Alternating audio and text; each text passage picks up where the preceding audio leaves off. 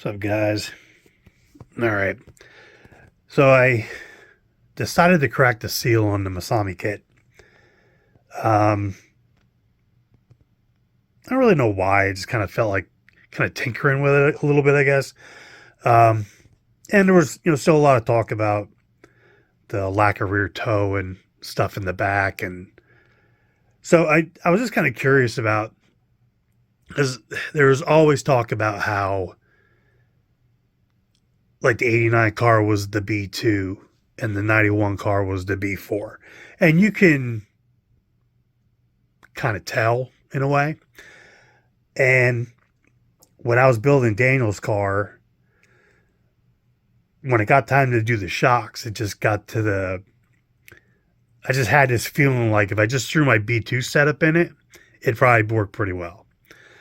And I think I talked about it in the other, my other video about this one, my own kit. How, I did try it. I ran a few laps with it and I didn't think it was terrible. But obviously it was something that was going to require some tweaking. But I think I told him to do a couple things. And I think Billy Spence, maybe told him a few things, and, to try on the car to see if it would get better. And every time I looked at the car on the track when someone, like, he had a couple other guys drive it, and it for the most part, it seemed to be getting around the track pretty well. I know the guys at the AE race were, really kind of thrashing on them, trying to get the rear to hook up and stuff. But, I had noticed, the toe was kind of lacking, but I was like, well, we'll just build it and see how it is. So that's basically what I did with Daniel's car. So knowing some things,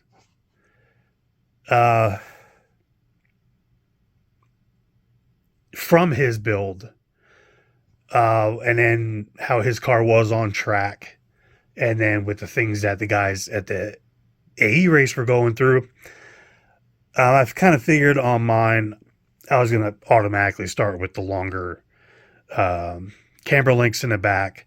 Obviously put 1.5 hub carriers in it. I know someone's making some printed arm mounts, like a 1, 2, and 3 degree. I'm not a fan of 3D printed stuff, so unless they're machined or molded, I won't use it. It's just the way I am. So I had some brand new black 1.5 hubs. Unfortunately, I got a pair for the truck that actually aren't too bad. I probably could use that, but the only other pair I have are those, and they're kind of wasted. So, and no way am I putting them on a new build. So I'm just gonna keep an eye out for some new white ones. And I'm actually kind of surprised I didn't have any, or even like nicer ones in this style, but it is what it is. So we're just gonna run with the black ones. So when I opened up the box, I wanted to compare some stuff, and I kind of think I did it a little bit when I was doing Daniel's car. But I was just like comparing like the holes in the front bulkhead, the holes in the shock tower, like how close those ball studs, moving them in for the longer camber links, like how close they are to the chassis on the B2, B3, arm lengths, all that stuff. I was just kind of curious, and when you measure the front bulkhead between this and a B2, the mounting points to the chassis are like super close. The holes for the shock tower are pretty much dead on. the camber holes, they're slightly taller. Yeah, slightly higher and out towards the caster block. Just, I mean, like the littlest bit. And same with the B2 arms are a little longer than these. Not by much. I didn't measure them. I just, held up some, and I don't have them laying out here to show. But the B2 front arms are a little longer, and the B2 rear arms are a little shorter, and it's about the same amount. So it was like, I think it was almost like a full hole. So let's just say an 1/8 inch. That the rear B2 arms are like an 1/8 inch shorter, and on the front they're an 1/8 inch longer. And like I said, even the ball studs in the back, when you compare them to a B2 chassis, B3 chassis, I think they're a little more closer together by like half a hole on this. They're a little closer together, so it's slightly longer than the two inner holes on a B2 chassis. So, oops, oh yeah, and then I'll get into that, my little oops there. Don't Dremel when you're tired, because that's just shit that happens. And then you gotta get another motor plate and do all the other mods you had already got done doing. It's not gonna do another one. But yeah, so I kind of figured what I'm gonna do on mine. I'm not doing a Masami replica. I'm just kind of, I want to keep it like original. I don't want to, I want to try and keep the car, period correct. So I'm going to keep the kit shocks and all that stuff on it. I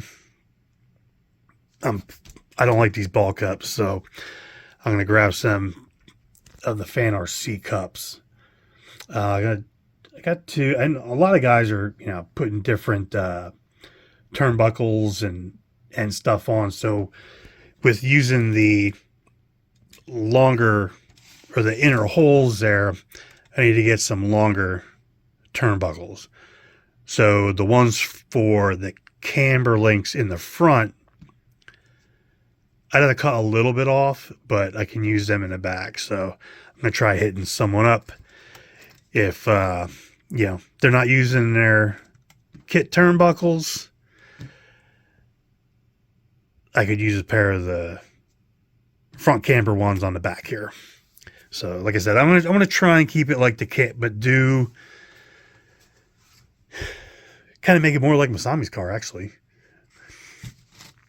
So, yeah, I'm just gonna use the wing mounts or the wing wire, lean the shocks in a little bit in the back, on the top, and same with the front. Move them in. Kind of lean the shocks in a little bit. The caster blocks are 25 degree. And from what I heard, everyone was like really loose in. So I kind of figured on trying some 30 degree caster blocks on the front. And I have some, but they're from the 24 or the 2014 re-release, like the World's car. And those were like really yellow. So like even how like these don't really match. They got like, these are more nylon and these have like the fiber reinforced, plastic. They're like really yellow compared to these.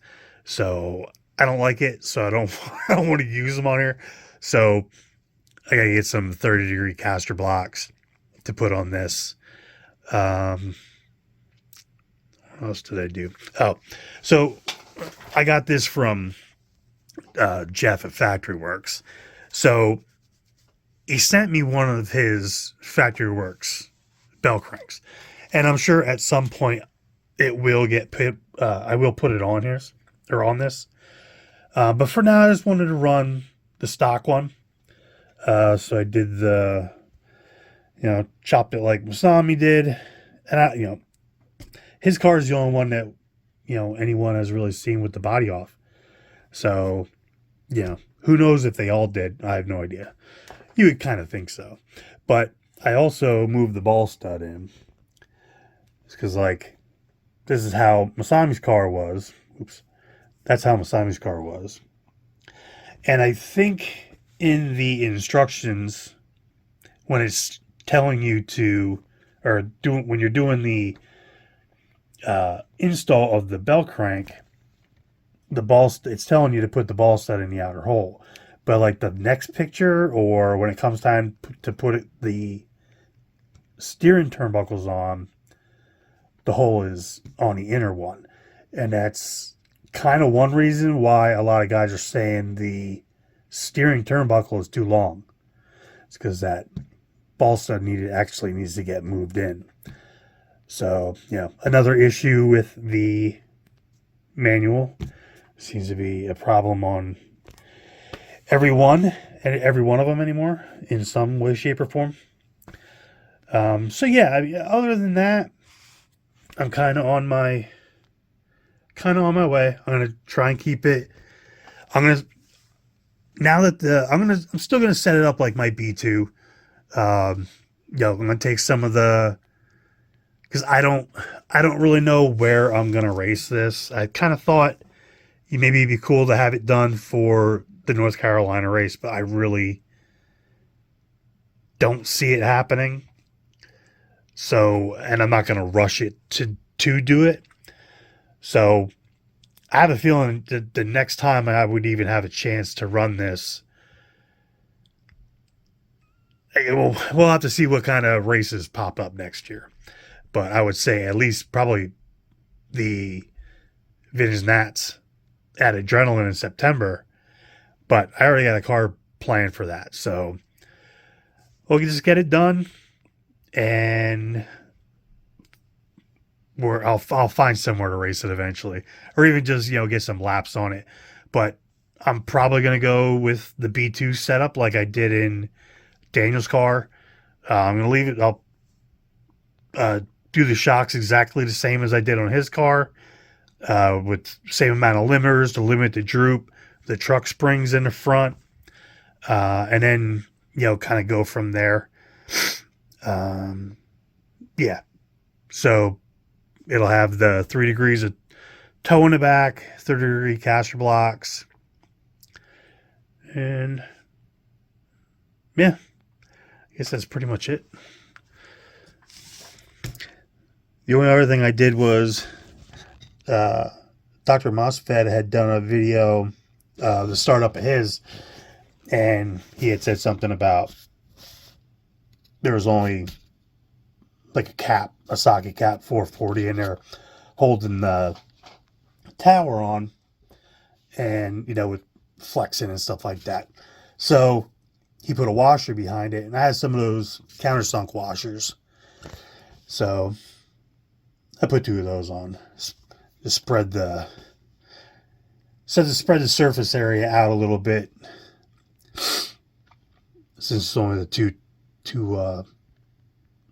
screws holding the tower on. So yeah. Oh, and then as I mentioned before, as I was doing the mods in the front there to make room for the new ball stud position. I probably went a little wider than I really needed to, but I wasn't all that worried about it.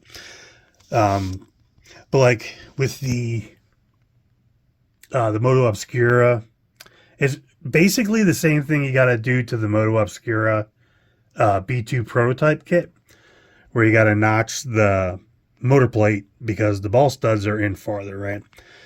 But on that one, it doesn't interfere with the screw. So you can just grind down it's close. You're still going to have, aluminum on the outside edge, but it's close. But you can keep the standoff or the spacer and everything in there. You can use the screw and all that. But in this one, it wasn't going to work. So I just took it's kind of dark. I just took the 1-inch screw out. I used, man, it's so blurry. I'm trying to stay back. I just used a 3/4 inch screw and put a couple of thin washers inside the opening to take the spacer out, and then just put a small plain nut on there. So, and technically, you should. I haven't done it yet, but you should be able to remove the way you grind it out. You can basically take this section out, and for the most part, this will still seal against the motor plate. You know, this part. So yeah, because that'll go in there like that. You can basically see the shape. Yeah, so you can just notch that out and still use the gear cover, and it'll still, you know, seal for the most part. So, but yeah, that's where this one's at. I'm not in a real big hurry to get it done. Just kind of felt like tinkering and trying some stuff, and I was more curious about how close the B2 parts are, mounting wise, to this. And I honestly wasn't too surprised. I mean, I was surprised in a little bit surprised with how close some of the holes, especially like the shock tower. Like, you could literally take a B2 shock tower and bolt it right on there. Now, I don't know if the heights would be right to just throw a pair of 89s on the front, but you could physically mount a B2 tower right on there. So, and your camber links would be slightly longer and slightly lower. But it would probably be the same as a B2. So, but yeah, but I don't know about, you know, height wise, like how high the bulkhead is off the top of the chassis and that kind of stuff. So, but yeah. All right. So that's where it's at. I'll see you guys on the next one.